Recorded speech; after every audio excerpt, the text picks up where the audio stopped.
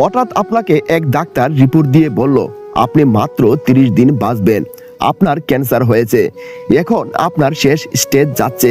এটা শুধু আপনি জানেন, আপনার পরিবার কিংবা বন্ধু বান্ধবরা কেউ জানে না।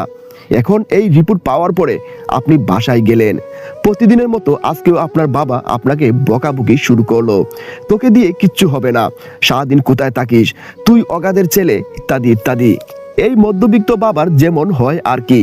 তখন কি প্রতিদিনের মতো আজও আপনি তর্ক শুরু করবেন, নাকি প্রাণ ভরে বাবার বকাগুলো শেষবারের মতো আরেকবার শুনে নেবেন? হঠাৎ আপনার মা এসে আপনাকে বলল, নে বাবা, ভাতটা খেয়ে নে। আপনার মনে হবে এই বুঝি আপনার মায়ের শেষ হাতের খাওয়া। আপনি আর বাঁচবেন না।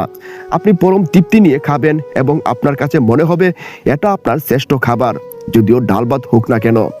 আপনি বের হলেন, পূর্ণ এক বন্ধুর সাথে দেখা, আপনি যাকে মোটেও সহ্য করতে পারেন না, সবসময় তার সাথে কথা কাটাকাটি হয়, আজও সে আপনাকে কিছু কথা শুনিয়ে দিল।